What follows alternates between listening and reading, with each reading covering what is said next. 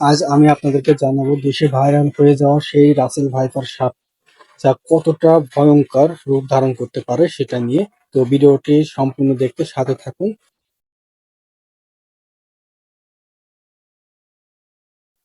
Russell viper সাপটি মানেই একটি আতঙ্ক হয়ে গেছে। বিষধর এই সাপটি কামড়ে বিভিন্ন জেলার অনেক মানুষ মারা গেছে এমন খবরও পাওয়া যাচ্ছে। বেশিরভাগ সময় নদীমাতৃক এলাকা ও ক্ষেতের ফসল কাটতে গেলে এই সাপের আক্রমণের শিকার হচ্ছেন চাষিরা। বিশেষজ্ঞরা বলছেন দেশের মাঝে ২৫টি জেলায় ছড়িয়ে পড়েছেন এই রাসেল ভাইপার সাপ। মাঝে মাঝে শোনা যাচ্ছে এই সাপের কামড়ে মানুষের মৃত্যুর খবর পর্যন্ত।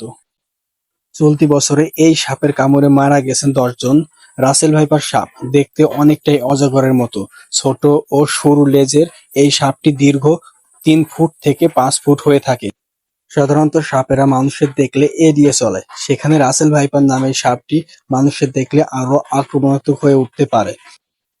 বিষধর দিক দিয়ে এদের অবস্থান পঞ্চম হলেও হিংস্রতার দিক দিয়ে এদের অবস্থান সবার উপরে।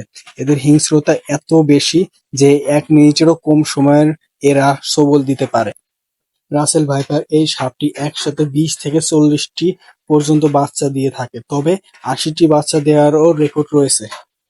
রাসেল ভাইপার নামক সাপের কামড়ের জায়গা প্রচন্ড ব্যথা হয় আর ফুলে যায়। কয়েক ঘন্টার মধ্যে আশেপাশের জায়গাও ফুলে যায়। মেডিকেল সার্জন থেকে জানা যায় রাসেল ভাইপার কামড় দিলে ৭২ ঘন্টার মধ্যে মানুষ মারা যায়, তবে এই সময়ের মাঝে সঠিক চিকিৎসা পেলে সুস্থ হয়ে ওঠার সম্ভাবনা অনেকটাই বেশি থাকে।